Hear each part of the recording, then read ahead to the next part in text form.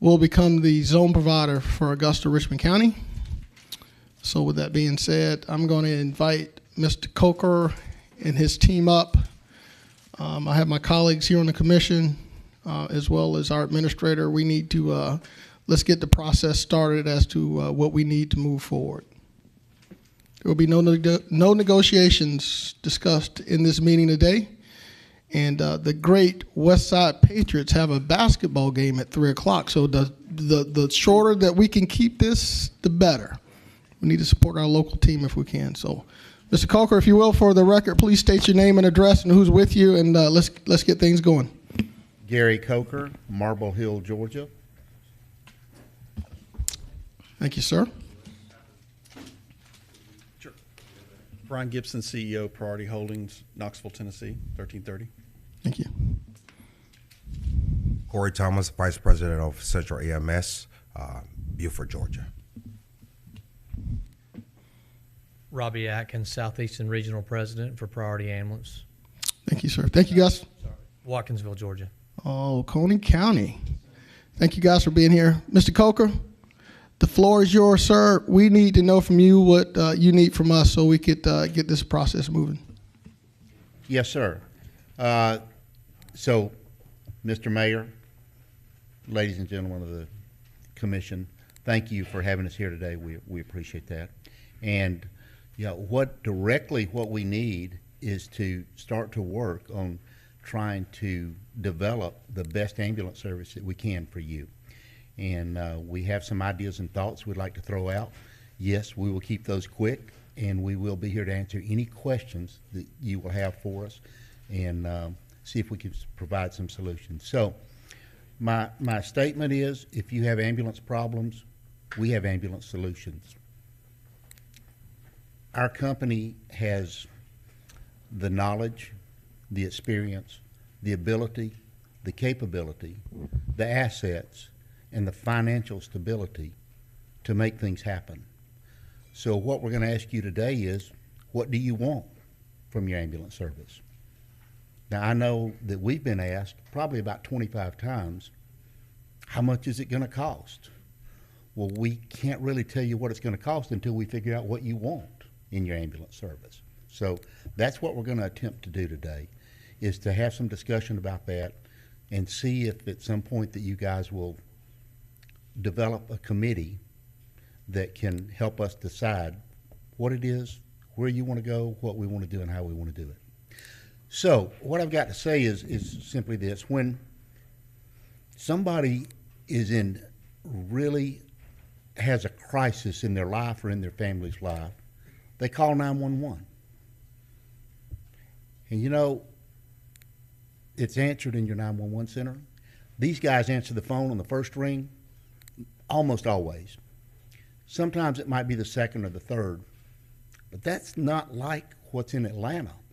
In Atlanta, when you call 911, at times during overload, you'll get a recording that says you've reached the 911 center. Your call will be placed in the order in which it was, your call will be answered in the order in which it was placed. If you please hold, someone will be with you momentarily. That's not good when you've got a crisis and you're sitting here calling 911. That's just not a good situation. Your 911 center is an excellent center. We visited there, and I was very impressed. You've provided all the equipment, the computers, the operations, the people that you have doing it, and they do a great job. Your fire department here, wonderful fire department. Spread throughout the area. The people are well trained. You have really good equipment. I saw where you lost, a truck in an accident, replaced the truck. But, what you see, and a good leader in your fire chief, very experienced, good leader. Those guys have a #1 rating from ISO. There are 45,000 fire services in the United States.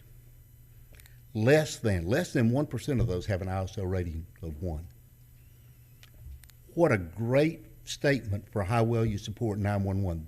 You support 911 and make your system work. Law enforcement, same way. You don't have all your police and sheriffs and law come out from one station in downtown. You've got precincts spread all over the county so that you can have the rapid response. And you do have the rapid response, and you have a excellent law enforcement. When it comes to ambulance, that might be where if you're going to put a report card out, it might say needs improvement. Needs improvement. That's what we do. We can improve the system. Now, we need your help to do that. We need your input to do that, but we can improve your system. So about 2 days ago, I got a letter from Department of Health. Mayor, I think you got a copy on that letter, that told us that we have been awarded the zone or the territory here for the ambulance service. I know that's somewhat confusing to people who are not in the ambulance industry, the way that zones work and the states award them and so on and so forth. That's somewhat complicated, but we'll answer any questions that you have on it. At any rate, we've gone through that process and we have been awarded the zone.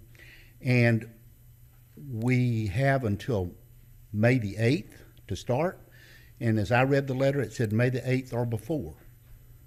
Ladies and gentlemen, we will be ready. We will start operations. Our ambulances will be running before May the 8th here.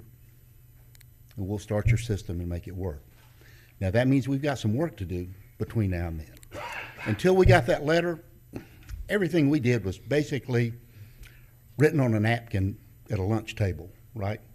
Had some mustard on it, whatever, but we made some plans on that. Guys, now we've gotten serious. We've made real plans to come in here and operate your ambulance service. Yesterday, I was on a call with about 12 department heads. Those 12 department heads, they were going through the checklist. Are you ready? Do you have the vehicles? Boom. Do you have the HR ready to get the personnel? Yes. Do you have the equipment? Yes. Do we have the communications equipment? Yes. IT, are you going to be in place? Yes. Everybody right down the line. Clicking off. We'll be here. We'll be ready. We'll be ready to go.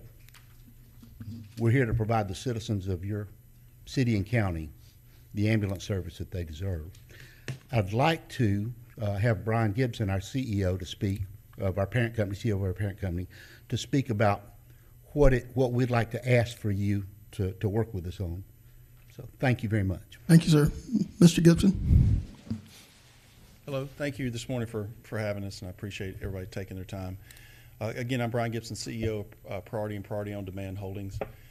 I think our request is, what we respectfully request is that we get a committee supported by this commission that can be with all the stakeholders involved, such as fire, 911, some commissioners, that we can actually sit down and design a system that you want, okay, with transparency in mind. Now, there has, to Gary's point, there's been some question as to how much, and the reason we don't know, quite honestly, is because there's a lot of things you can provide in your system, such as housing, such as equipment, first response, the dispatch center, all of which that can lessen the burden of an economic question, okay, so that you're already providing that we don't need to duplicate. If you're willing to do that and have us in a true transparency sitting down committee that can give us the tools and the data that we can sit there and analyze and give you transparency not only within the expenses, I'm talking transparency at the level of a budget that is line itemed out. Do you want to recruit heavily? Do you want to pay X dollars for an EMT? Do you want to pay X dollars for a paramedic? Because it all translates into we have to have an economic partner in this to be able to make it successful, and that you have true transparency in what we're paying, so therefore you understand exactly what your subsidy would be if we need some and how much. We're also would like the committee to be able to have transparency in its revenue that the system is designing, so that you know that if there is a subsidy required and how much it is, that it's not just vapor, that it's not made up, that you truly can see exactly what we're asking for and why it's needed. So we would like to propose inside the committee to look in that we set up a lockbox so you can have transparency in all the revenue that comes in from the 911 to understand what the system is lacking from support and the economics. That goes from everything. So we want the transparency. We need the committee to be able to help us to build the system that you choose, okay? Because quite frankly, we can go for different response times. We can go to different number of trucks. I don't know what your system needs yet, but we were willing to hire the consultants to work with the committee, be able to have the statisticians come in and say, here's the heat maps, here's where the trucks need to be, here's how many we need, here's the peak level staffing, so that we can have a true budget that everybody sees and is open, and that we're not hiding anything, and that you literally go, okay, now I know what the system costs, and now I know what I got to send the money for, and I know you know exactly what we're making as a company, because we don't hide that, and I think that's the only way to be if I'm asking money for money. So, Mr. Gisman, if I can I just ask a question? I have some people that are in the queue here. Based on your response to the EMS Council with 8 ambulances, 6 additional during peak times, and with 3 QRVs, is there any way that perhaps as a starting point you could start by pricing there as we move to a committee, or is it probably more? yeah, the answer is yes. Excuse me. We could potentially do that, absolutely. Okay, but I don't know that that answers the response time questions or gives you what you want. Okay. The answer, sure, I can tell you what AMS's cost and what it is, but I don't know that that's going to ultimately give you the service level you're requesting. That is just a throwing darts at it, honestly. I need the statisticians to sit down and take your data and because you could buy a product that you don't get good service from, quite frankly. Okay, I think it's presumptive of us to say, hey, we need 10, hey, we need 8, hey, we need 6. But the answer is yes, absolutely. I can provide you that cost based on what we think the economics are looking like, but I don't know at the end of the day you're going to get what you want. And I just asked the attorney the question if we could, as a body, even have discussions about starting a committee, and we can do that. But perhaps it'll have to be decided in a commission meeting, as today is just an information gathering session. So with that being said, I'm going to go through the queue. There's some commissioners that want to ask questions. So Commissioner Guilfoyle. Thank you, Mr. Mayor. My question is for the attorney, number one. Attorney Brown, I know in 2019, as well as a month and a half ago, we had a zone provider with that carried the zone. The same situation applies here with Central. They are the zone provider designated by the state, and they are the recommended one by the state. Does this process have to go through the RFP just like we just done? Because it's the same scenario. I'd like to hear your recommendations to make sure I got it correctly. Commissioner Guilford, are you asked, does what have to go through an RFP? In order to do a contract. No, sir. All right, second one is for the central service. Thank you, Attorney Brown, for that. For central service, you already, in order to, what you had shown your plan to the Public Health Department, the amount of ambulance, QRVs, backup, et cetera. That's where your number should start. As far as a committee, I don't think anybody behind this dais is an expert in the ambulatory field whatsoever, ambulance field. I think, Mr. Mayor, I think what you need to do is put the fire chief and a couple other people who specialize in that field, as well as reaching out to somebody with ASU who their field is expert, that they expert in that field, that they could put a contract together. And by looking at the information provided by the state, I think Mr. Gary has already got that information to start determining the coverage on how many ambulances need to be provided for Augusta, Richmond County. I believe that'd be a good start. I don't think the commission needs to be in part of this process. We have seen it done before. I think we were told to stand down on this last RFP, which we did.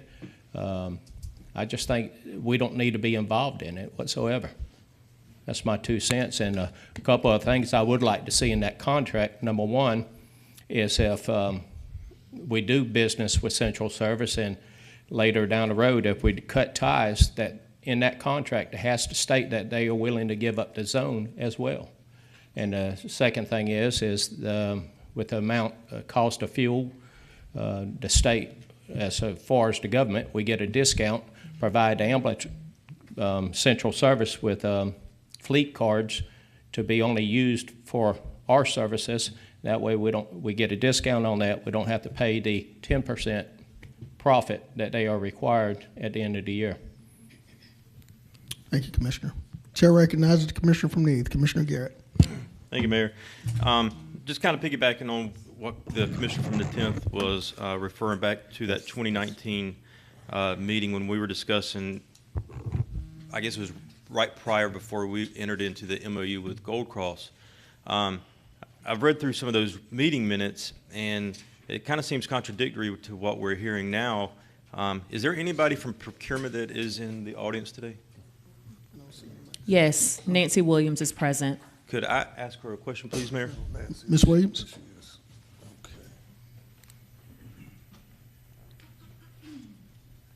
Yes, sir. Back in 2019, pretty sure you were here at that point as well. I'm sure you remember this conversation around the MOU and contract and what kind of agreement we could enter into with Gold Cross. Ms. Sam stated on the floor that day that because of the type of service that this was, because it was an emergency service, I'm trying to find exactly her wording, but she said that it should go through procurement. Can you answer any of that? Should we be, maybe tasking Central to going through an RFP process with us? From my understanding, an RFP is not required here because they are the zone providers. Now, in cases when we do an RFP, we are required to have a contract that stands behind that RFP. And if it is submitted, a contract is entered into and agreed to for that procurement. Okay, so 2 months ago, we had a zone provider, and we also did an open RFP trying to find ambulance providers. Why did that take place?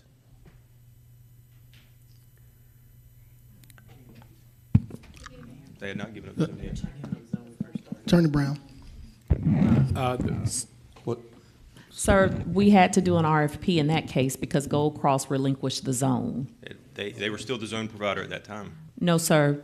At the time in which we received notification that Gold Cross relinquished the zone, that's when Augusta advertised for the RFP. But also back in 2019, it states in the meeting minutes that Ms. Sams says that we should have done an RFP in order to secure a contract. I'm going to ask Attorney Brown to chime in, please. Thank you. I read those minutes that you sent me, Commissioner Garrett, last night or this morning. At the time, it was probably both. Yeah. I don't. At the time, Ms. Sams did not specify what period of time she was referring to. What she stated in that at that meeting back on June 18th, 2019, was that at one point Augusta had gone out for an RFP, and the RFP was stopped by the commission.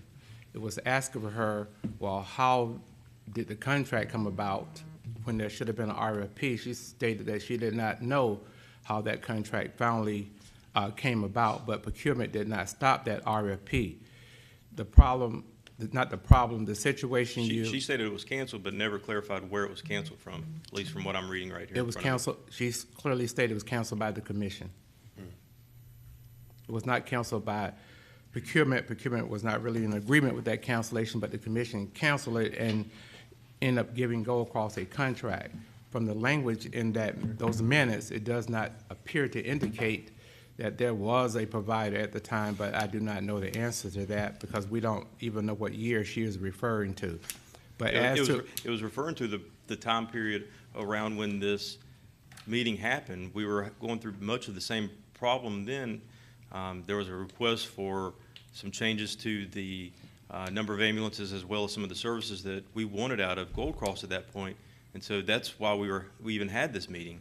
And at that point in time, you also kind of clarified, and these minutes were cut off, I think, right about at the time that you start talking, but you kind of led the commission into believing that we needed to do an MOU instead of a contract. No, I have the remainder of the minutes. When I saw that was cut off to see what was said, that conversation went another direction, past, I think, page 62 on those minutes, into another scene. But the bottom line here, no matter how long we discuss it, the bottom line here is that when you have a provider that is selected by the state, Augusta does not have jurisdiction to go out and put another ambulance company into that zone. At the time that this recent RFP went out, after the commission approved and told the staff to go after the zone, at that time, there was no permanent zone provider. Gold Cross was serving as a temporary zone provider. The life of a temporary zone provider ends when there is a permanent zone provider. The RFP was for a permanent zone provider, not for a temporary zone provider, which has already been established by the state.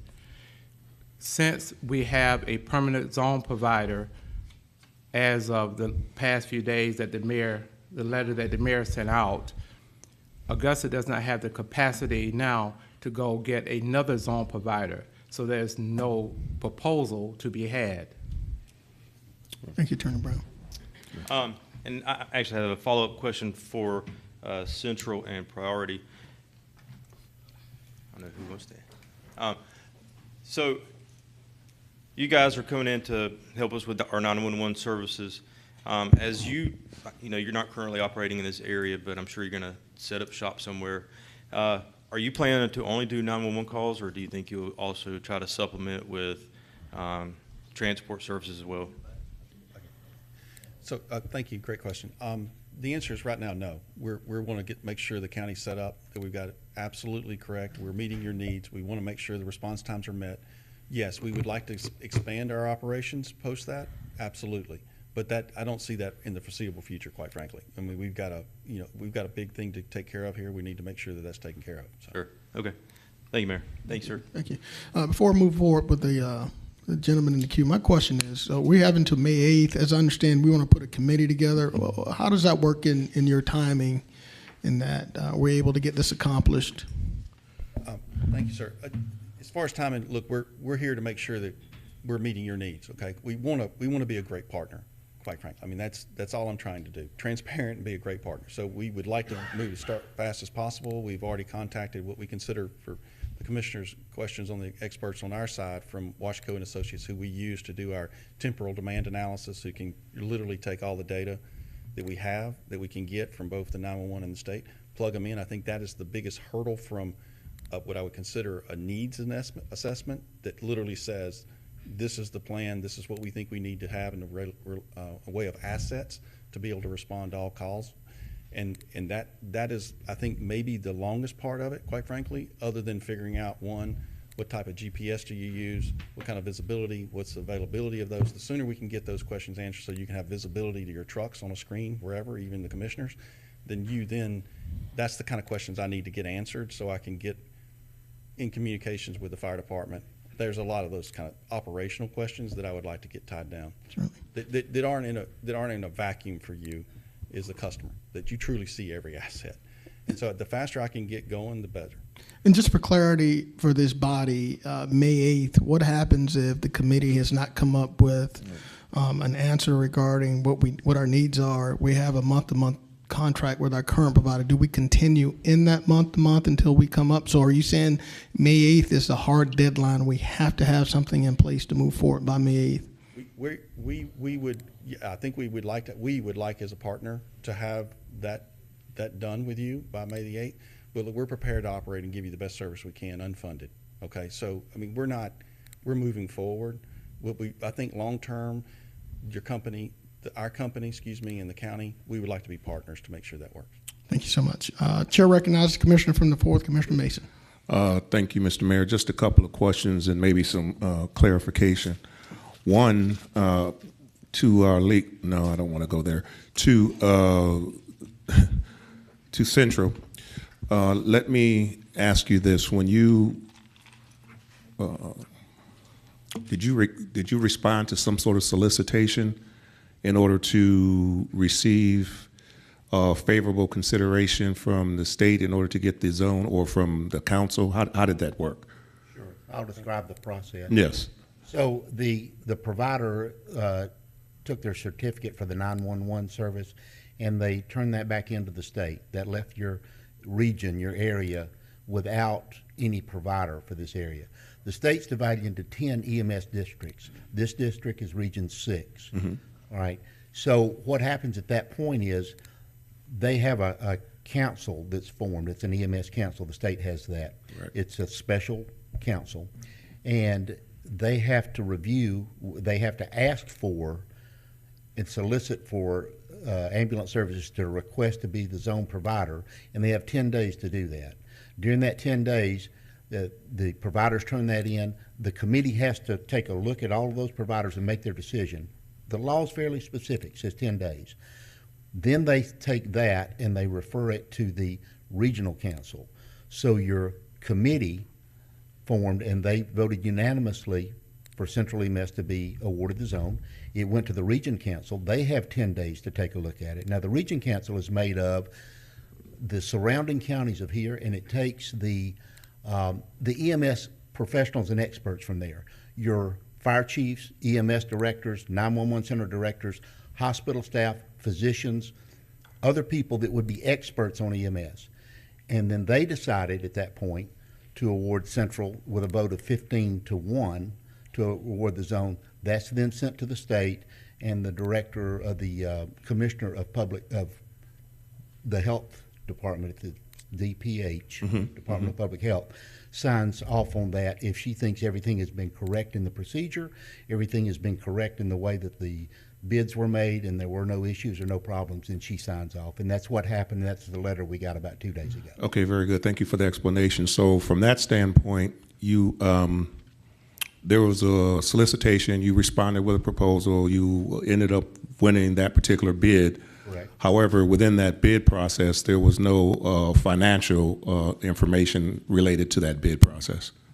Yes, we did have financial information. Our financial information to what we were going to charge, our charge. Right. Our charge says that we will have a 10% net profit on that. Well, and the reason. No, go ahead with your question. Yeah. Maybe I'm going to anticipate your question, and so I'm, that might be what I'm doing. But I'm assuming you're going to ask me, why did it not have a dollar amount?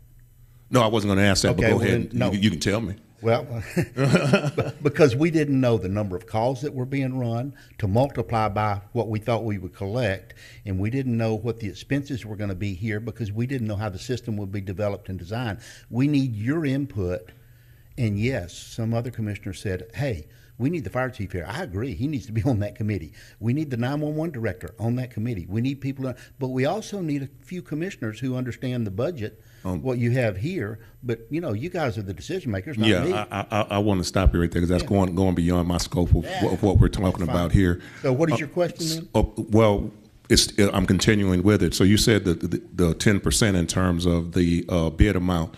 So then there'd have to be some specifications or scope of work determined within that process. So you put some number dealing with ambulances, possibly some number dealing with QRVs and so forth. And in order to get those numbers, you had to do some data to determine those particular numbers. They didn't just come out of the air. Okay, I'll say 8 or I'll say. So how did you come about that? Yeah, the first way we came about it was we took a look at what was currently being operated. And we felt like that was most likely insufficient.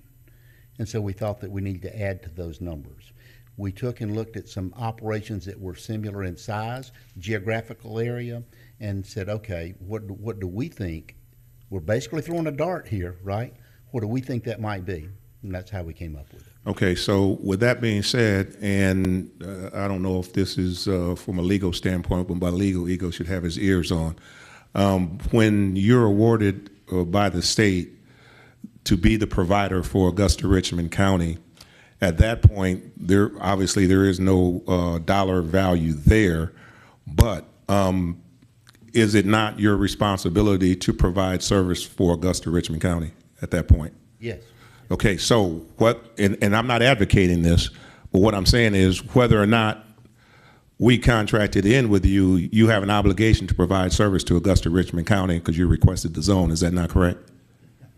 That's what I was saying earlier. Yes, the answer is yes. Okay, all right. So I just want to leave it there because I recall when we had a conversation up here, Mr. Mayor, before when we were talking in reference to Gold Cross, and there were some individuals saying that we don't really need to pay them anything because it's their responsibility. I'm just wondering if that's going to be their same thought process with this situation. But we'll get down to that because this is not negotiations today. Just wanted to make that point there to make sure that we're clear. And there is a obligation to provide a service to Augusta Richmond County. Thank you. Thank you, Commissioner. Chair now recognizes the Commissioner from the 7th, Commissioner Franklin. Thank you, Mr. Mayor. Mr. Gary, has the state provided you the information on the calls and things of this area yet? We're in the process of gathering that from the state. We think that is somewhat tainted because at times it seems to us on first look that the routine calls from the hospital transfers, interfacility transfers, may be mixed in with the state's data from there for 911. You have to turn in your run reports to the state for either a non-emergency call or your 911 call. Trying to separate that data and try to figure exactly how many 911 runs there are is somewhat difficult at this time. We're working on that. We don't have the exact number, so we don't know the number of calls that are being run in the 911 system currently. So Commissioner, there was 2 sets of data, right? We received the data from the actual state bid, right, that was encompassing, that gave us a number. But that doesn't give us all the data that we need to really pin down exactly, okay? It does give us a subset. And then secondarily, the data is encompassing not only Gold Cross, but their subsidiary companies as well, which is not just Gold Cross, right? So we've got to get that data as well from the state so we can have true data set to pull from. Thank you for that. I'm not in favor of the commission being on the committee, but my question is are you willing to have these discussions in an open forum where there's a committee but people could be present to hear without input? Sure. I mean, it's your call, right? I just need help, and you guys need a good ambulance service. So I just want to have a working relationship. Yeah, with the history of this government and what has happened over the past 8 years here, I would hope that this governing body would agree to have a committee that's not commissioners and an open forum where if commissioners want to listen, they could be there and listen, but we don't bring any input or any speaking in because I think that taints the process for sure. My last question is, you talked about May 8th. You're taking over regardless of whether the dollar amount for a subsidy is agreed upon. What information will the citizens have? Will they know the charge rate? I mean, like, what will we be able to provide something to them as opposed before May 8th, or are we just going to be in the dark, I guess, to the citizens? No, I appreciate the question. Sorry. Look, we want it to be open. We want you to have visibility to what's going on. So we would like to provide you with whatever, if we can get an arrangement with the county to provide a good cooperative arrangement between both of us, then we're open to provide everything, right? There is no surprises here. We literally bid this on a faith that we could be working with a good partner and that we could go forward and provide ambulance service to the citizens of this county, and that's what we're endeavoring to do. And there is no hidden agenda. It is all transparent. You can have it open. You can, obviously, we want you to set the committee how you want to feel comfortable with us and that where your money is going. And what you have a say in what we charge because it directly reflects what we would need, right? So that's how we see it. So, I mean, I have one more question, Mayor. So we just did an RFP process where the committee put together some standards, let's just call them. Are you stating that you're not going to, if you were to take those standards and put them in your formula, what you think that you wouldn't want to, I guess, publicize what that number would be from a subsidy standpoint because you want to hear more from whoever, or are you saying, or would you be willing to give that dollar amount? Because I think you probably know that the battle that's happened in this community over this for years, and you know, if we're not gonna, if we know we're in the $4 or $5 million range, just being frank, I mean, we know that like it's going to be a tough sell. I mean, frankly, and that might not be what the citizens want to hear, and that might not be what everybody you want to hear, but like it is what it is. And like we knew what we were getting for $2 million. And I guess my thing is like, why are we going to sit here and have these discussions if there's not a starting point of understanding what you think you can do for that amount or not do? You see what I'm saying? No, I think it's a fair question, but I go back to, for us, for operators, okay, I need the data that I can sit down and say, this is what there's two things. Number of ambulances is one thing, okay? But that is not guaranteeing a response time, right? They're two different equations for us. And for us to say, here's the number of ambulances and here's what we think that we have in transports, because we don't have pure data yet, okay?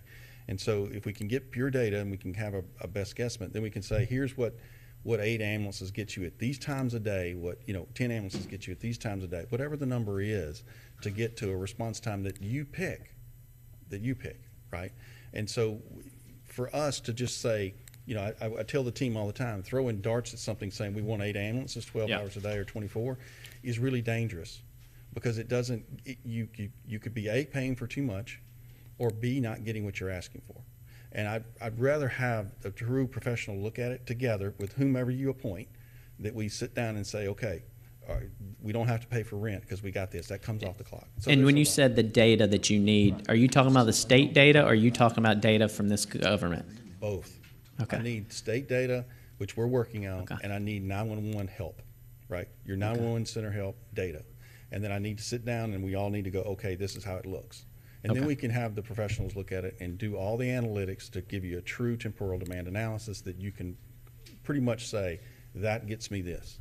Okay. Thank you, sir. Thank you, Mr. Mayor. Thank you. Chair recognizes Commissioner from the 8th, Commissioner Garrett. Thank you. I know that you guys have asked a couple questions around, what do we want out of our ambulance service, as well as trying to find some data. Back in, Ms. Bond, you're going to have to help me out on the years here. I think it was 21 we did an EMS subcommittee with Commissioner Hassan. Yeah.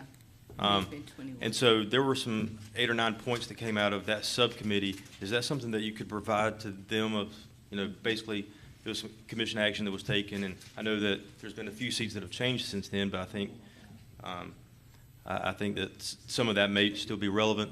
And I think also there was some communication back a few weeks ago in regards to the indigent care as numbers, as well as the non-paying numbers, and I think that was circulated fairly freely in the news, so I'm sure that's a good starting point for you guys as well.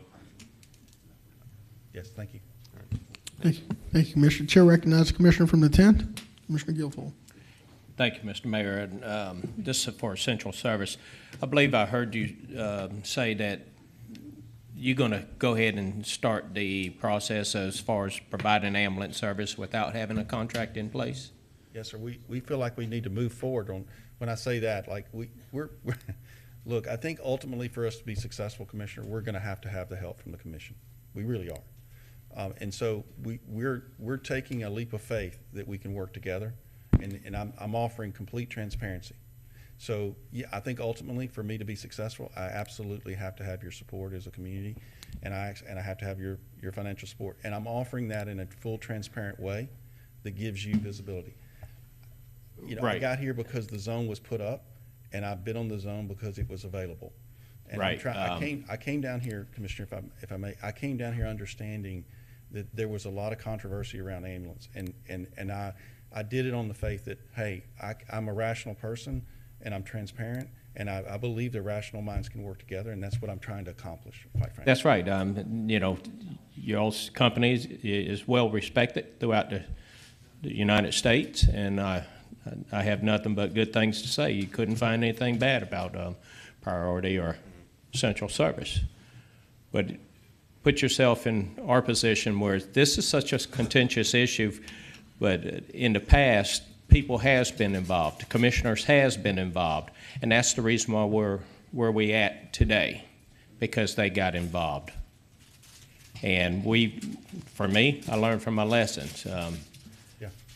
What we had happen a month ago, all the commissioners stood down, didn't get involved in order for the process to work. This is the reason why I wish we had somebody who's expert in that field, not the commission, because mine is construction, we got real estate, contracts, everything else, but nothing specialized in your field. It'd be like asking you to tell me what I need to do in my field. It's apples and oranges, and I don't want to go there. That's the reason why I said no different than the Department of Health. The gentleman that was on the board said it'll probably be good for y'all to hire a consultant. And The reason why, because it takes the bias out of the picture. It takes the professional, with y'all being a professional company and the consultant specializes in that field, y'all could come up to some kind of agreement that we could all agree on. But as far as anybody behind this dais getting involved, I think you seeing all of us is standing back for a reason, because we don't want to contaminate the process. Yeah, Commissioner, I appreciate it. Look, this is your committee, right? Right. I just thought, I thought maybe The only concern I have is if you go ahead and your company go ahead and proceeds on starting, the provider here, and I keep hearing 10%. That's right. But the question is, for everybody behind this dais, is the unknown variable number that's not given. We have to know what that number is in order to put the 10% margin on top, in order for us to look at finance, look at the administrator, and go, can we afford it? I'm not going to buy a house on a whim. I'm not going to buy a truck on somebody's word. I'm going to actually do my due diligence and see if I can afford it. I don't come this far, this old, by just giving money away. No, totally agree. And I'm not asking you to. That's why I'm trying to give the committee so it's transparent. So Right. you know what you're spending. Okay, And how you know- about this? We just had a contract go out a month and a half ago. Why don't you use that as a staple contract to bid on? At least we could see something. It shows the amount of ambulances, the amount of QRVs, the amount of reserves, response times, which I think the response times is incorrect. I think it ought to go into the evening time, not shut off at 6 o'clock, because people is usually, the high volume times is after 6 p.m.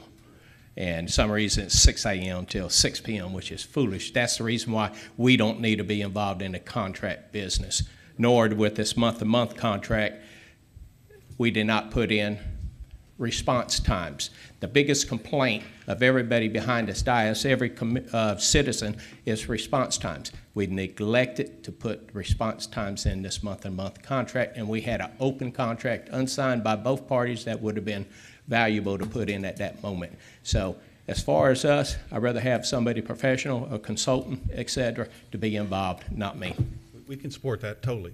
And I thank you for your answers, as well as Mr. Cope. Thank you, Commissioner. Chair now recognizes Commissioner from the 6th, Commissioner Lewis. Thank you, Mr. Mayor. To Central, it's my understanding that you guys are looking to make at least, are you saying at least 10% profit? And if you're going to achieve the 10% in a real world, perfect world, let me say it like this, in a perfect world, if all of your transports were paid transports for 1 calendar year, there was no non-paying transport, then whatever contract that we have with you and you have with the city would be a contract that we would say in case of. Because keep in mind, all of your transports have been paid transports. And I'll just say, if the contract is $2 million, then your company has earned $2 million and did not have to provide a service for a non-paying or indigent care person. So what happens, do the city get a rebate? Sure. Do we get a rebate based on the fact that you did not have to provide a service for non-paying customers? Yeah, I think a fair question. I think what you're asking me, if I'm following you right, is what if we make more? Absolutely. Okay, so that's a fair question. So yes, we need to work out a mechanism together as to how that could happen, because I want to endeavor to make more, quite frankly. The less I'm taking for you, the less I have to stand up here, right, quite frankly. And so I really would like the system to be self-sufficient as much as possible. There are there are several things that could be playing into that, right? So we're working on the UPL, the upper payment limit for Medicaid, that are coming down the pike, that CMS is increasing, that will help offset the cost of this. There is also the treat, or what I call the assess and refer program, that is in Medicaid that we're working with on the state right now to be able to pay us for treat and release in the field, which be a big number and would help impact the service. There are things that will change that we need to sit down as the group and say, okay, if this happens, what do we do? It's a fair question. I need 10%. That's all I'm asking for. Okay. So what matrix, what do we have, what template or what matrix will we use, or what formulas will we use to accommodate what it is that you're asking and what it is that because this is my problem. This is my problem. Our previous provider was given a MOU, and they operated at said cost. Yes, sir. They never came back to us, even if it was over the amount. They never came back to the city and say, well, look, we were underpaid, so we need you to.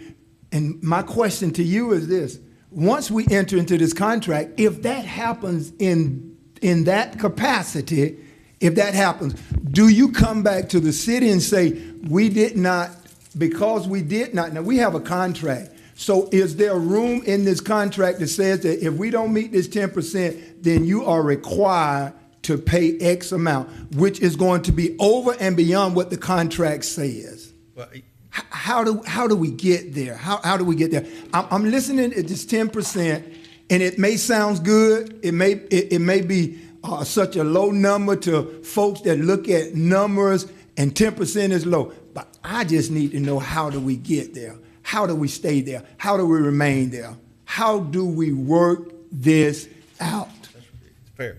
So that's what, I don't have all the answers yet, okay? I don't. But I think it's a very fair question.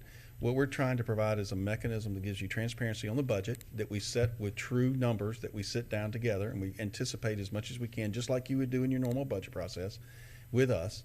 And then we sit down and say, okay, if there's a windfall, okay, if there's an absolute windfall, which I think there can be if we present this correctly with all the Medicaid stuff that we have coming, if it actually happens, there could be a situation where you say, okay, hey, the revenue, that's why I'm creating a lockbox specifically for this market that gives you visibility for the 911 revenue. And so we sit there and go, okay, here it is. There is no question. I'm not going to have there is no magic wall that you have no clue about where the money is. I'm trying to give everyone the revenue side, what we truly collect on the revenue side for your community, and what the expenses are. And I don't have all the answers. I'm not here to say I do, because I want to alleviate the whole unsecure feeling that when we require money, that you feel like you're not getting your money's worth, or it's money that we're taking from you we don't deserve. And I don't want that appearance at all. I really don't. So I've got to figure that out. So based on that, you're operating a service, or you're providing a service right now, let's say in the city of Forsyth, Georgia. Yes, sir. How? Is it based on 10% in Forsyth? I mean, how are those numbers, how are those done? No, so that market is based on an absolute, what we need to run, what we've decided as a company to run, and it's around those numbers. I don't have them in front of me, but it's around those numbers, I'm almost positive. And as they want trucks, we add trucks, and it costs more money. If they want a truck and there's no revenue, and they do in some of these markets, to say we're growing really fast and we want to go ahead and put some trucks in because we follow fire a lot, that this fire department's building an engine house because they're anticipating growth, or they're trying to keep their ISO rating, they were managed by fire, and they say we want to do this. In some communities, they say we don't like level zeros, and so we want to make sure that we've had too many level zeros, meaning not enough trucks, zero trucks at so many hours of the day, and we would like to get our zeros down, level zeros down, and we want to add a truck. No more revenue available, just security, right? So they want to pay for that to do that.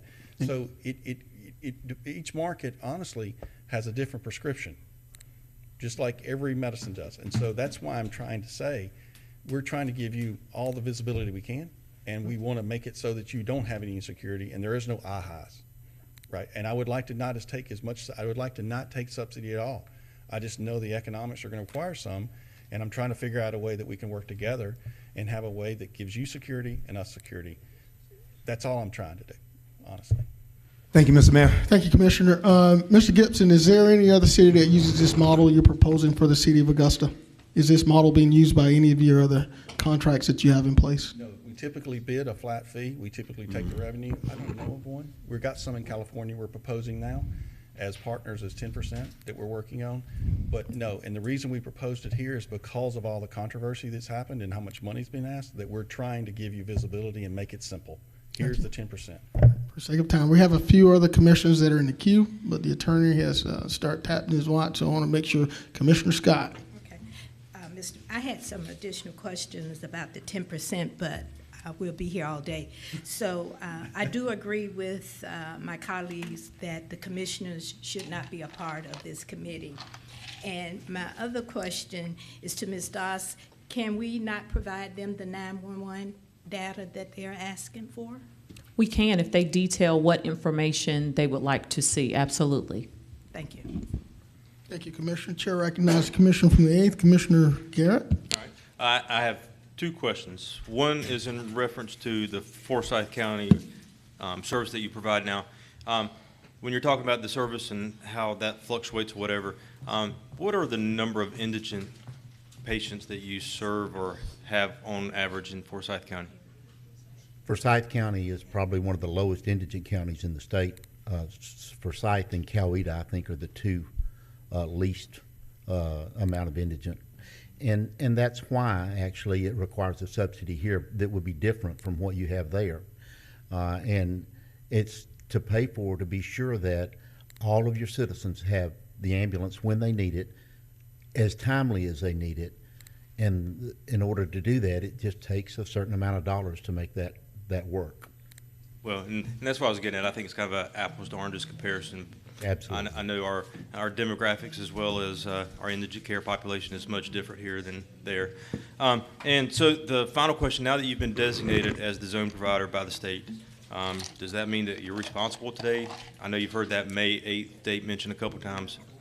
Just kind of curious of what that looks like. Yeah, it says on or before May the 8th, so we'd like to. On or before? Yes. So, okay. Thank you, Mayor. Thank you. Chairman recognizes the Commissioner from the 1st. Thank you, Commissioner Mr. Johnson. Mayor. Thank you, Mr. Mayor. I have a quick question. I guess this could be directed to our clerk about the members of the EMS council, not the council, I'm sorry, the EMS committee that was established. Do we know who the members of that committee were, who that committee was? Okay. So since we know who those members are, maybe this committee could agree to just allowing the EMS committee to be the committee to work with this group, absent of any commission participation, and perhaps have the fire chief or our administrator serve as the chair, being that a commissioner was the chair before. Maybe at our next commission meeting or committee meeting, we can stand up that committee with those existing members, with our fire chief or the administrator being the chair at the direction of this commission, of course, because what I hear is that they will need information from 911. I believe they were at the table. They will need information from the fire department. They were at the table. A few other folks, they were already at the table, so there was already a committee established. I think what we would have to determine is who that chair would be. And I think the beauty here is that we all agree that we don't need to be at the table.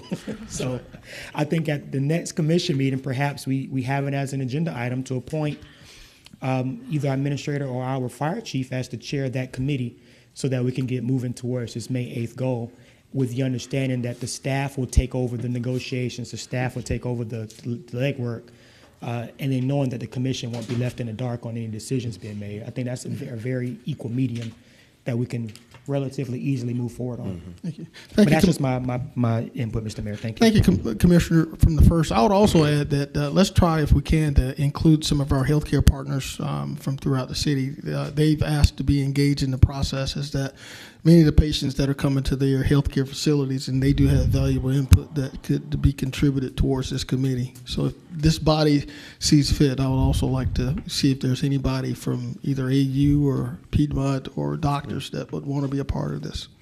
Thank you. Chair recognizes Commissioner from the 4th. Thank you, Mr. Mayor. This will be very brief, and I like the idea that you proposed there. Let me say this and basically make a statement from my experience in dealing with contracts and contract negotiations, which we're not doing here today, but just make a statement. In my opinion, profit should not be based on a percentage, but should be based on performance under a mutually accepted contract. That also ought to include an incentive to maximize collections or from insured and uninsured patients, Medicaid, Medicare, what have you, reimbursements. And so I just want to make that statement as a point of fact from a contractual standpoint, that percentage is something that I just have some problem with, but I think we should have a mutually acceptable contract that includes incentives for collections. Thank you, Commissioner. There's two more folks in the queue. Commissioner from the 10th, Commissioner Guilfoyle. Thank you, Mr. Mayor. One question for the Central Service.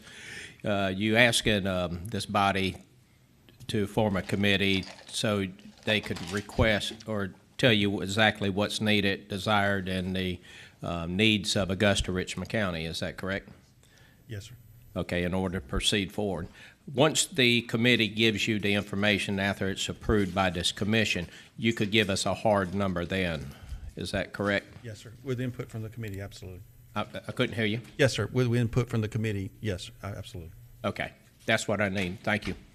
Thank you, Commissioner. Chair recognizes Commissioner from the 7th. Commissioner from the 5th. Thank you, Mr. Mayor. It's just a follow-up. Commissioner Jordan Johnson mentioned, can we put this on the agenda for Tuesday to have this formalized to where we can move forward? Because, I mean, we need to keep this ball train moving. Is that possible? We have a consensus to do that. Do we have a consensus to add it to Tuesday? Mr. Attorney, can we do that here? Yes, sir. We can. Is there a consensus to add? I have a question, Mr. Mayor, before we do that. All right. Is this, so next Tuesday is a committee meeting, correct? Yes. So will we need to have a special call in order to put it on the committee agenda, or do we need to send it through the committee process? There is already a special call. So we're gonna put on the special The 11 call? o'clock meeting is always a special call. Okay. I just wanted clarity as to which agenda. Your mic's off. Okay. Your mic's. Yes, ma'am. Your mic was off, ma'am. Oh, okay, I'm sorry. It does meet the criteria for urgent Okay. before the next meeting, so it could qualify for the meeting. All right. Just for the record, there's a consensus on that. Everybody? No objections? All right, great. I think that's everybody. That's everybody? Guys, thank you for being here today. Mr. Coker, Mr. Gibson, looking forward to continuing this process. Ladies and gentlemen, have a great day and go Patriots. Go watch the Westside Patriots. Let's win another state championship. Thank you. Did we make it in time for the basketball game? Okay.